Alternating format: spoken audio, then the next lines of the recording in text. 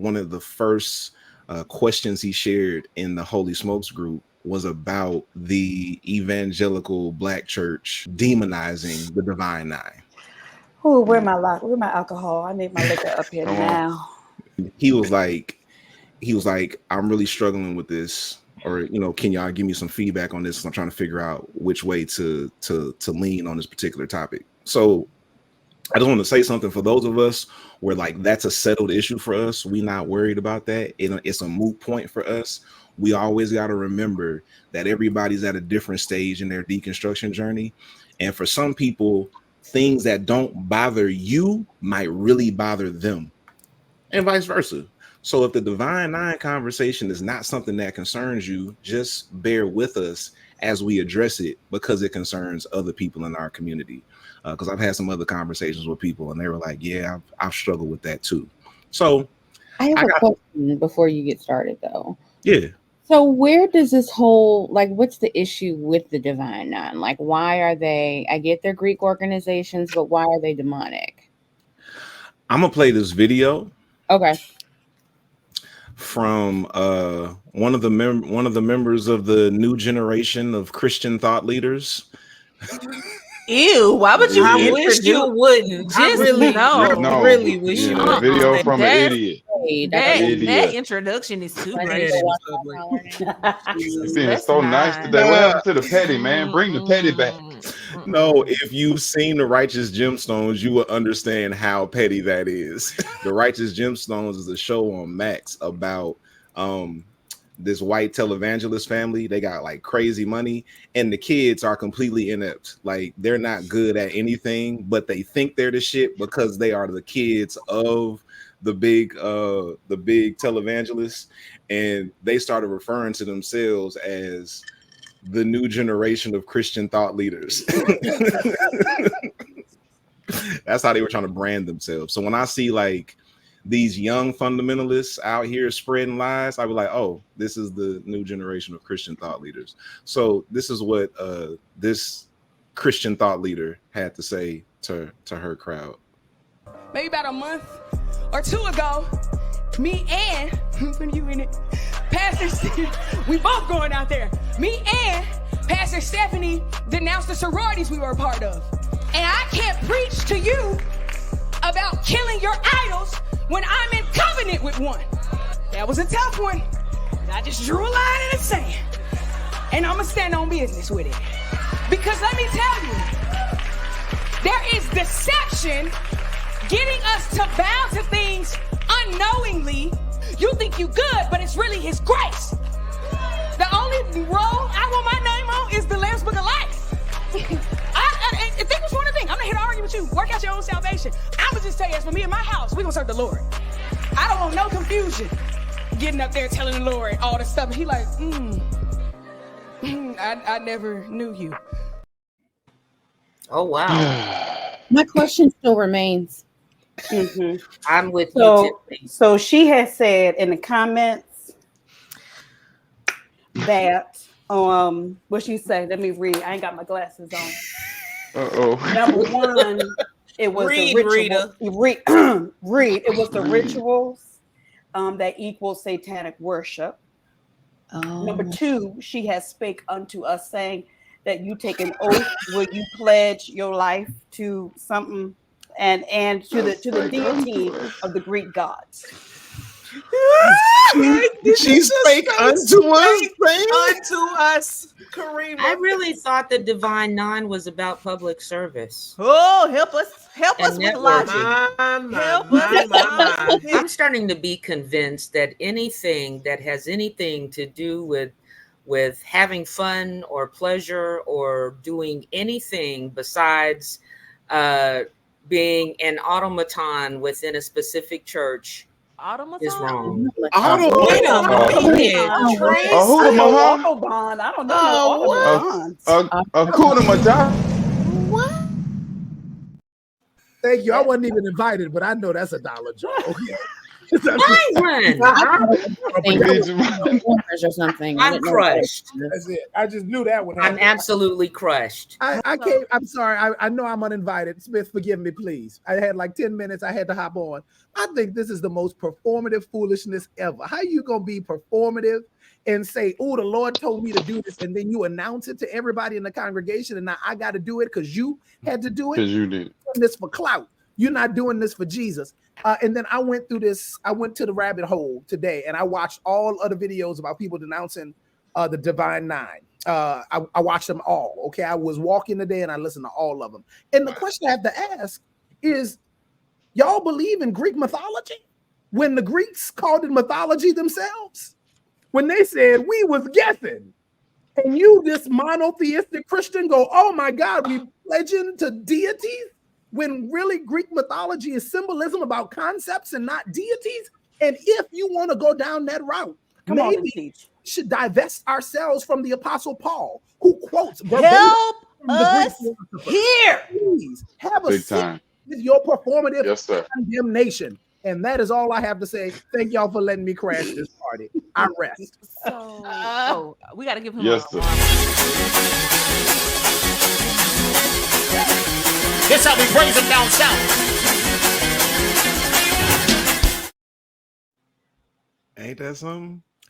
So these are my 2 cents, right? So I feel like we are just at a time in society where late stage capitalism has ruined all of us and our ability to do anything, because this conversation keeps coming up when the church giving is going down.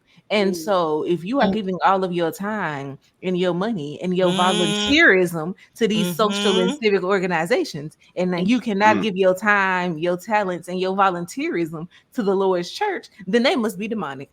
Then they must be an idol. Then you must need to get rid of them so you can bring your time, your talents, and your volunteerism and your money back over here to this here church. And I just want y'all to acknowledge late stage capitalism is doing a number on all of us. That doesn't mean that people need to denounce their sororities or fraternities. That just means y'all need to readjust y'all budget.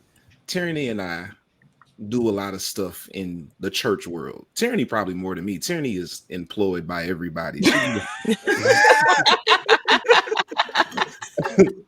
So we're constantly having conversations with pastors and faith leaders from all over the country, and everybody's having the same conversation. The money's going down, attendance is down, people don't want to come to church anymore, right? So Tyranny makes a great point. Pamela, you're just sitting over there looking so confused and so bewildered. Because I'm so bothered. You know, I'm old. I'm like 20-something years in, you know, to the wonderful Delta Sigma Theta Sorority Incorporated. Ooh. So come on, somebody. There we go. There we go. Shout out to all my sweet sorors. Yes. But my thought process is, why talk so publicly about something you did privately? Because we all did that in private. I know I did. I mean, unless, you know, you running out here like, you know, unless you like, you know. But when I pledged. So, and it wasn't anything anybody knew about. And it wasn't anything I was telling everybody about. It wasn't anything that I was announcing to anybody. You know what I'm saying? And maybe I'm just old school, because that was 2002 when I crossed. Olden days. Old. I was born in the 1900s. So it's like my thought process is leave like you came in. Quietly. My God, today. Quietly. Deference and discretion. Because I told Christian this morning, I don't want people to stay where they don't feel like they can give 100%. And when it comes to service organizations, Divine Nine organizations are based in service.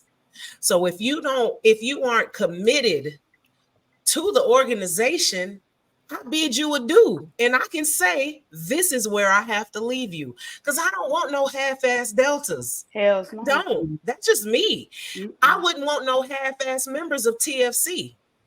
You see what I'm saying? Like, I wouldn't want no half-ass members of my gym spin class.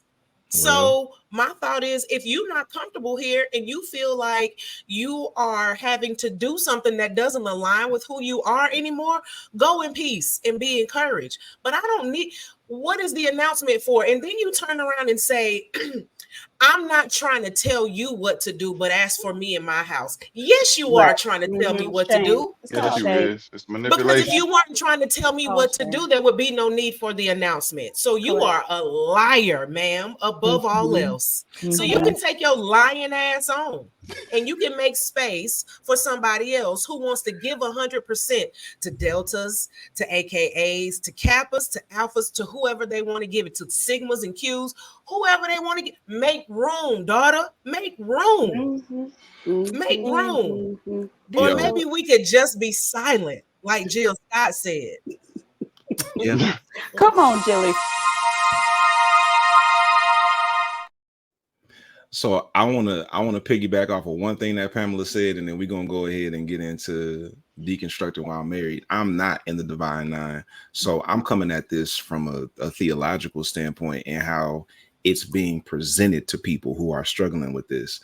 The way fundamentalist rule-keeping theology keeps you trapped and keeps you in bondage is by threatening you with some type of punishment, some type of negative consequence. So generally it's either going to be, you're going to lose the favor of God. And then of course your church framed what the favor of God is. So you're going to lose the favor of God, and then you won't be accepted in your community.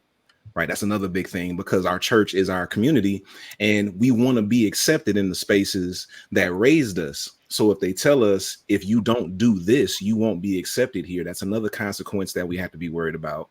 So you lose the favor of God, you won't be accepted in your community, and you won't be admitted into heaven.